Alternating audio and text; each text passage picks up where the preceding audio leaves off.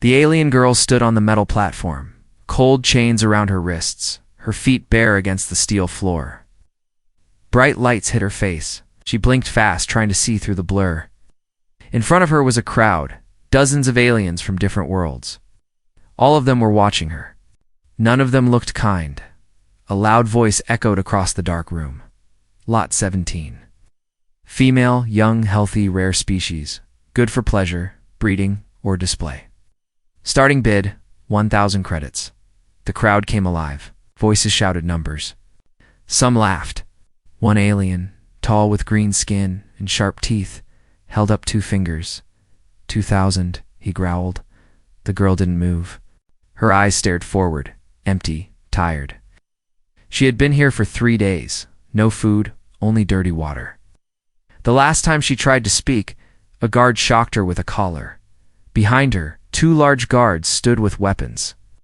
They watched for signs of rebellion, but there was none.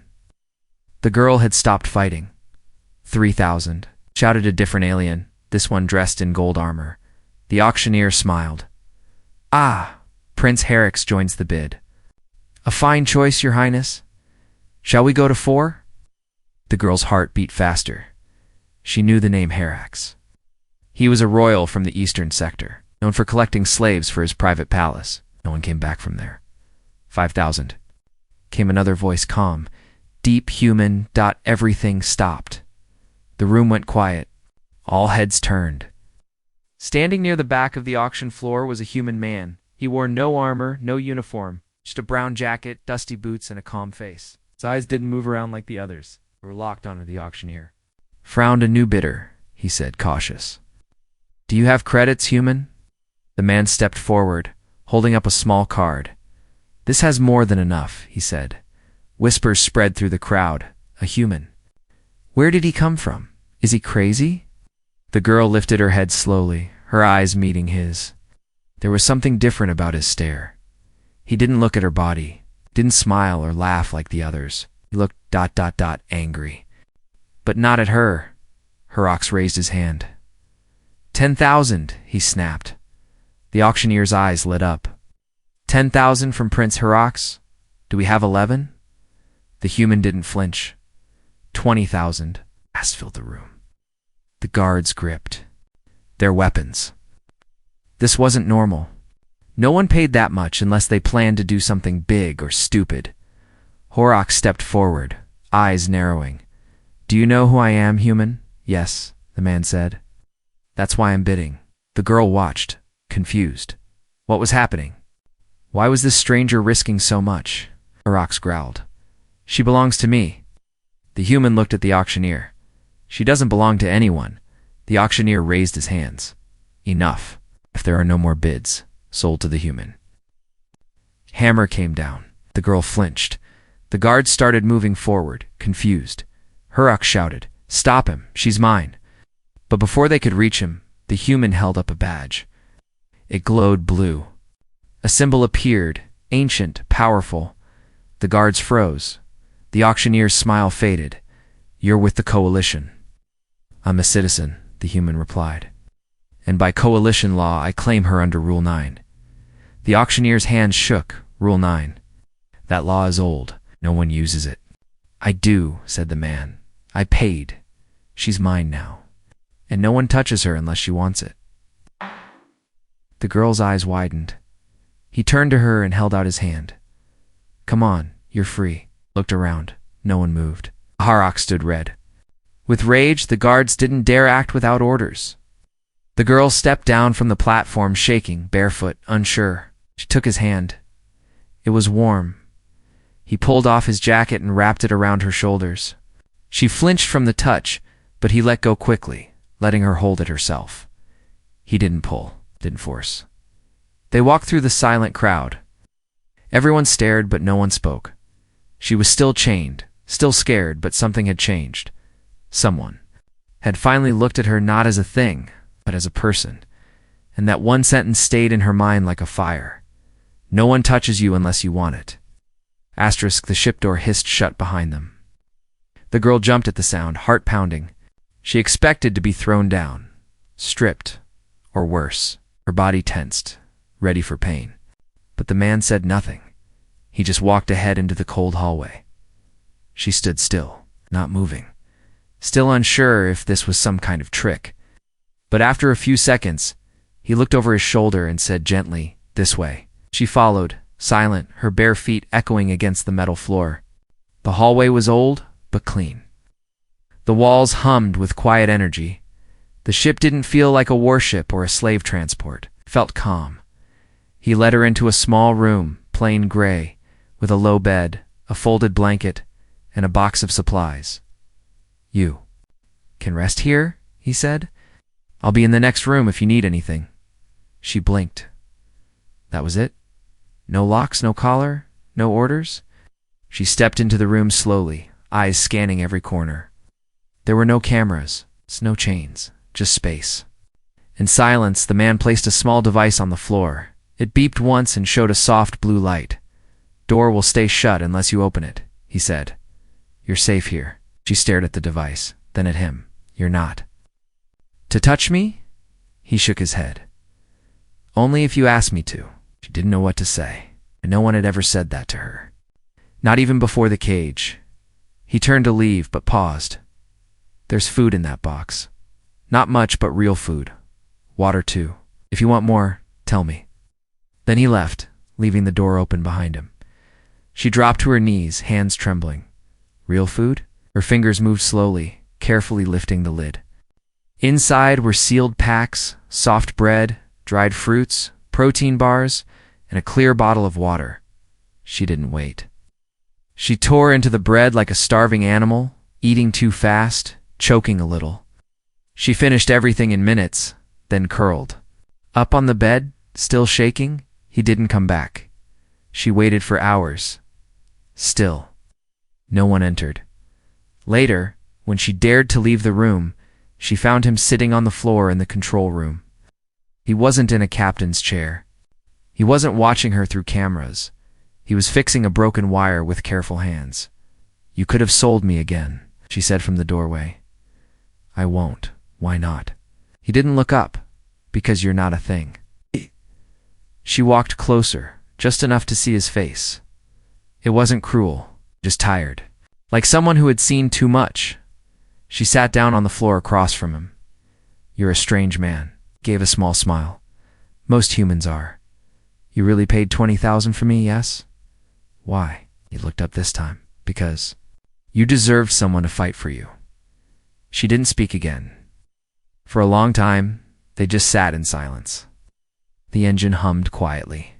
The stars outside the window moved slowly as the ship flew through deep space. Later that night, she had a nightmare. She screamed and kicked, trapped in memories of chains and pain. But when she opened her eyes, he was there in the doorway. Not touching, just watching with concern. "Do you want me to leave?" he asked. She shook her head, breath ragged. "Do you want me to sit closer?" She nodded. He sat on the floor, back against the wall, not too close, just enough so she could see him. She pulled the blanket around herself tighter, still shaking. After a while, her voice came, soft. "I don't even remember my name." He looked at her. "Then we'll find you a new one you choose." The tears came without warning, not from fear, not from pain, but from something strange. Hope. She had never felt it before, and now, in this cold metal room with a human who asked instead of ordered, she felt something warm breaking through the cracks. Tomorrow. She thought she would ask for scissors. She wanted to cut off the collar herself. The ship shook hard. Something had hit them. The lights flickered, then glowed red. "Shields down to 40%, said the ship's voice. The girl woke up with a jolt, heart racing. Ow. Her hands still gripping the blanket from the night before. She jumped to her feet and ran toward the control room. The human was already there, locked into the pilot's seat, hands moving fast over the screen. "What's happening?" she shouted. "They found us," he answered. "Bounty hunters." Stomach turned cold. She ran to the front window. 3 ships were chasing them, sharp, black, and fast. She had seen those ships before. Once, They burned down a whole station just to catch one slave girl who tried to escape.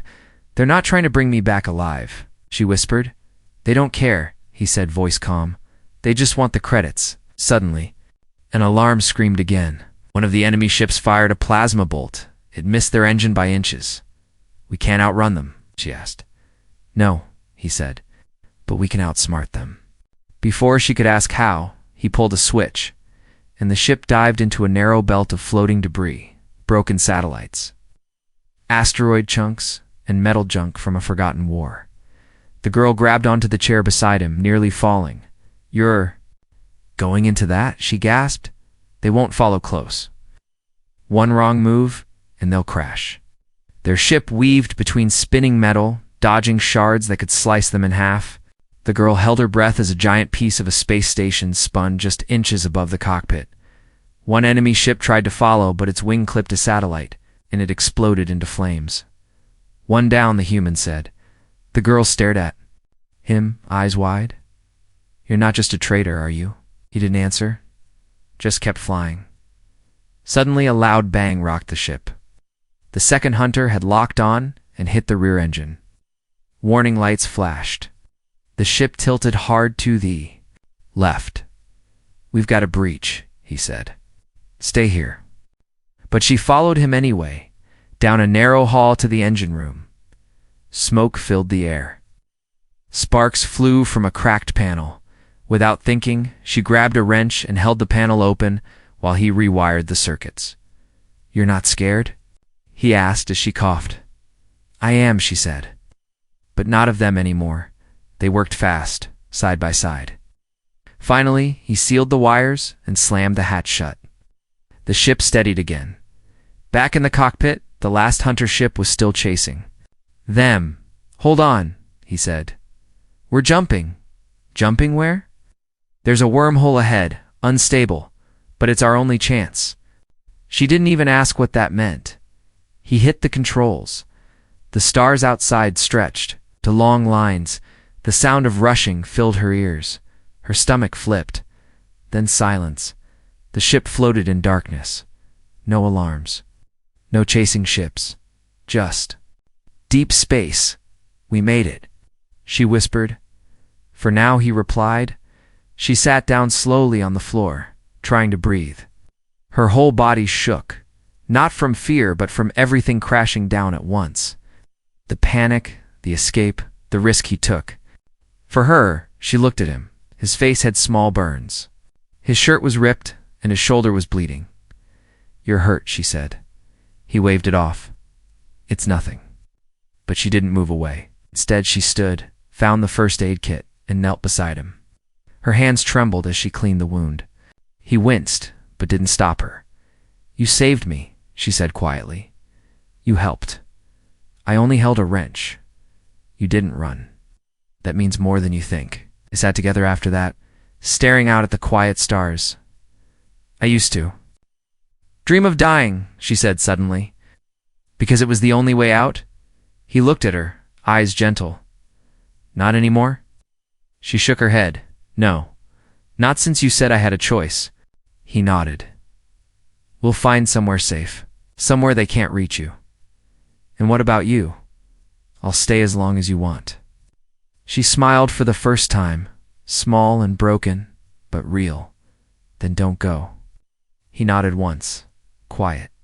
She didn't know what tomorrow would bring. Maybe more danger, maybe more running. But right now, in the silence of the stars, she felt something she had never felt before. Safe. And for the first time, she whispered the words to herself. Not to him. Not to anyone else. I want to live. Asterisk, the new planet was quiet. It had no cities, no towers, no ships flying through the sky. Only tall blue trees, slow winds, and birds that sang strange soft songs. The human ship landed gently near a field full of glowing grass. The girl stepped out first, eyes wide. Her feet touched real soil, not metal, not sand, not blood, just soft, living ground. She had never seen a place like this, not even in dreams. He stood beside her, holding a bag. watching her face. "This is Aloria." He said, "It's not on most maps. Only refugees and outcasts know about it." She turned toward him, confused. "You brought me to a hiding place?" He nodded. "Double quotes for now, until you're ready to decide your next step." A group of people waited near. The trees, alien women and children, old warriors, and even former slaves. They weren't afraid. They looked peaceful. One elder woman with silver skin walked up to them, her eyes wise and kind. "You brought her out," the elder said to the human. "Few ever leave those cages." He bowed slightly. "She left on her own feet." The elder turned to the girl. "Welcome. Child, we don't ask your past here, but if you wish to tell it, we listen." The girl didn't answer, but something in her chest loosened. She followed them deeper into the forest where homes were built into trees and cliffs, simple and safe. Gave her a small room in a wooden hut. The bed was soft, the windows let in light. No chains, no doors that locked from outside, just air and quiet. That night she couldn't sleep, not because of fear, but because of silence. Her body wasn't used to peace. Her mind kept waiting for someone to shout, to strike, to demand. But none came.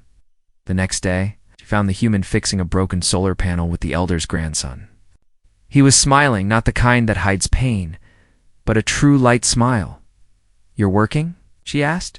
He looked up. "This place survives because everyone helps." She watched for a moment, then stepped forward. "Teach me to." They worked side by side, sweat on their brows, laughter in their breath. He didn't guide her hands unless she asked. He never spoke for her. He let her learn. Later, she helped plant food with the others. The dirt under her fingernails didn't feel dirty, felt like home. For the first time, someone handed her a tool, not a leash. A week passed. The human gave her space, but never left too far. At night, they sat together on a flat rock. Watching the twin moons rise, she told him about her mother taken when she was small. Her father sold for trying to fight back. Her own years inside cages, her name stripped, her body used. He listened. Not once did he interrupt. Not once did he ask for more than she offered when she cried. He handed her a cloth, not his arms, and when she finally looked up, he said, "You don't owe me anything. Not your story, not your thanks, just your freedom." The next day, she woke up early and walked into the center of the village. Everyone gathered once a month to share stories, trade items, and choose new names. It was a tradition, one that helped erase the names given by masters or slavers. The elder stood beside her and asked softly, "Have you chosen?" She nodded. "My old name was burned, but I want something new." The people waited. She said, "Call me Sira. It means breath in my mother's tongue." The elder smiled. "Then let it be known. From this day, she is Sira, the one who breathes again." Cheers filled the air. Some clapped. Some hugged her. Some just nodded with respect. She turned to look at the human. He stood at the back. Smiling, Sira walked up to him. "I want you to know something," she said. He waited. "I chose this name because I'm not broken anymore, because I don't live in fear now, because you gave me space to heal." He looked at her gently. "You gave that to yourself." She shook her head. "No. You never touched me, never pushed me, never treated me like a thing. That gave me strength." Then slowly she reached out. Her fingers touched his hand. "I'm not afraid to choose now." He didn't squeeze her hand. He just let it stay there, warm and still. Together, they watched the sky turn gold. Sira knew the danger was not gone. Ow. One day, the syndicate might find her again. One day she might have to run or fight. But now she had something she'd never thought possible. A name, a place, and the power to say yes or no on her own terms. The birds stopped singing. That was the first sign. Sira stood in the garden, planting roots near the stream when the silence fell. Not a whisper of wind, not a single wing in the sky. Even the soil felt tense, as if the planet itself held its breath. She stood up, her hands dirty, heart uneasy. Then the sky cracked open. 3 dark ships tore through the clouds. roaring toward the village like hungry beasts. Black symbols burned across their hulls, the mark of the pleasure syndicate. The past had found her. The alarm drum sounded from the hilltop tower. Elders shouted. Children screamed. People ran to the shelter caves, hidden deep in the cliffs. The warriors, few but brave, grabbed their weapons. Sira ran toward the huts and found him already there, strapping on a blaster belt. You knew they'd come, she said. He nodded. I hoped they wouldn't. Sira picked up a staff from the wall, carved from starwood, light but strong. The elder had trained her with it, just in case. She had never used it in battle until now. I'm not hiding, she said. He looked at her, surprised. I'm not your responsibility anymore, she added. I'm your equal. I fight too. He didn't stop her. He just handed her a small energy shield. The kind that would stop one hit, maybe two. Then we fight together, he said. The mercenaries landed hard, kicking up dust and fire. They poured out in black armor, guns raised, collars swinging from their belts. Their leader walked forward, tall, horned, eyes glowing red. I've come for the girl, he growled. Give her up and I'll spare the rest. Sira stepped forward. No, she said. The leader laughed. You think you can stop me, little slave? I'm not a slave, she shouted. Not anymore. And then the battle began. It was chaos, smoke, screaming fire. The human fought with fierce speed, using cover traps and clever shots. He took down 2 men with 1 explosive charge. He bled from the side, but didn't stop moving. Sira fought beside him, not like a victim, but like someone who remembered what fear had done to her, and who refused to live in it again. She used her staff to block, strike, and trip. She protected 2 children, trapped near a burning hut. Guiding them to safety, while swinging her weapon like a windstorm, an enemy cornered her. He grinned, raising his blade. But Sira spun fast and slammed her staff into his knee, then knocked the weapon from his hand. She stood over him, breathing hard. I said no one touches me. She meant it. More fighters came. The human fell to one knee after a hit to his chest, but Sira pulled him back, shielded him with her body, and struck the attacker from behind. He looked up at her. Dazed. You're glowing, he whispered. Sira didn't understand, but then she saw her arms. Starwood staff had burned her palms, but instead of blood, her skin shimmered. Faint blue light danced over her. The elder's voice echoed in her memory. Your kind holds power when you fight for someone else, not out of fear, but out of love. She didn't know what this meant, but she didn't stop. The enemy leader stepped into the center of the burning village, growling. Enough. Give her to me, or I'll burn it all. Sira walked out. Alone, dirt on her face, fire behind her. You. Already lost, she said. Then she charged. They fought in the open, her with her glowing staff, him with a blade. His swings were strong, but hers were full of fury and light. Each time he touched her, his hand burned. He tried to grab her neck. She twisted, shouted from her soul, and slammed her staff against his chest. The energy exploded. He flew back 10 feet and didn't get up. The other mercenaries froze. Without their leader, they had no orders. The human, now standing again, raised his gun. Leave, he said, or stay and join him. They ran. Smoke rose into the sky. The ground was littered with broken weapons, scorch marks, and tired warriors. But they had one. Sira fell to her knees, tears falling. It's not from pain, but from something deeper. She had defended her home. She had chosen to fight, and she had won. With her own hands, the human knelt beside her, wrapping a cloth around her burned hands. You saved them, he said softly. No, she replied, smiling through tears. We saved each other. The elders sang that night.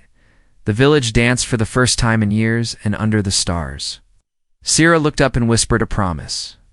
No one will ever cage me again. Asterisk, the village healed slowly. Smoke still lingered in the trees. The soil was scorched in places where fire had touched. Broken weapons were gathered and melted down into metal bricks. The wounded rested. The dead were honored with songs under the twin moons. But something had changed, not in the land, but in the people, especially in her. Sira walked with her head high now, not because she wanted to look strong, but because she no longer felt small. The fear inside her had quieted, not gone, but no longer in control. She moved through the village without looking over her shoulder. She laughed with the children, helped carry wood, and cleaned wounds with steady hands. People didn't call her the girl who was rescued anymore. They called her Sira, warrior of the fire. And soon, that name would become official. It was the time of naming again, a ceremony only held once every few years. But this time, the elders made an exception. They said it was time to recognize someone who had protected them with her own hands. Someone who had faced the monsters of her past and said no. The gathering took place in the ancient stone circle. At the edge of the forest, carvings of old names, names chosen and earned, covered the rocks. Sira stood in the center, wearing a cloak of white feathers, a gift from the elder. The whole village gathered around. Even the youngest children stayed quiet. The elder stepped forward. "You came to us as a stranger," she said. "You were silent, broken, unsure." Sira stood still, eyes forward. But now the elder continued. "You stand before us not as a victim, but as someone who has chosen her path. Who are you?" Sara took a breath. "My name is Sarah. It means breath, because for the first time, I feel like I'm breathing." The elder raised her hand. "And what do you ask of us?" Sira stepped forward and touched the center stone. "Ask to place my name here, not the name they gave me, not the number on the auction list. My name, the one I earned." The crowd was silent for a moment. Then the elder smiled, then let it be written. A boy brought a carving tool. Sira took it in her hand and carefully, slowly, carved the letters into the stone herself. S-R-A. She felt every stroke like a heartbeat. When she finished, the crowd cheered, not loud, not wild, but deep and strong, like a river moving through the earth. After the ceremony, she walked to the edge of the cliff and sat alone. The human found her there. He didn't speak right away, just sat beside her. She turned and asked, "What was your name before?" Looked surprised. "No one ever asked me that," he said. "It's Callan." "Callan," she repeated. "That fits you." He gave a small smile. "I think Sira fits you better." They sat in silence for a while, watching the moons. Then she said softly, "I used to think I was nothing but a thing, something made to be sold, used, forgotten. But now, I feel like I'm something more." "You are," he said. "Do you think names have power?" she asked. "Yes," he said, "but only when you choose them yourself." She leaned her head back, closed her eyes, and let the wind run through her hair. "I don't want to run anymore," she said. "I want to build something, help others, maybe open a place for girls like me." "You could," he said. "Would you stay?" she asked. His answer was simple. "As long as you want me?" She turned to face him. "I don't need a protector anymore, Callan, but I'd like a partner." He nodded slowly. "Then let's be partners."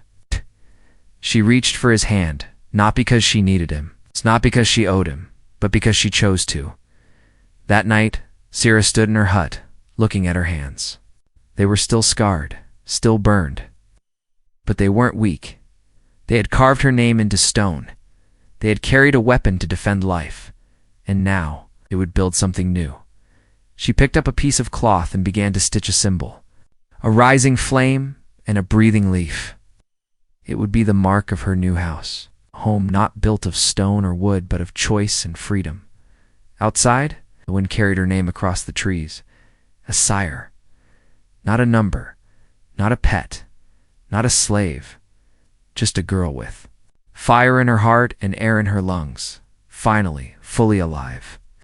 The stars above Aloria moved slow and steady, like they were in no rush at all. Sira sat on the same cliff where she had carved her name. But tonight, she wasn't thinking about the past. She was thinking about him. Callan had stayed. Not as a hero, not as a shadow, but as a quiet force beside her. Every day he helped rebuild the village, repair machines, and teach children how to handle tools.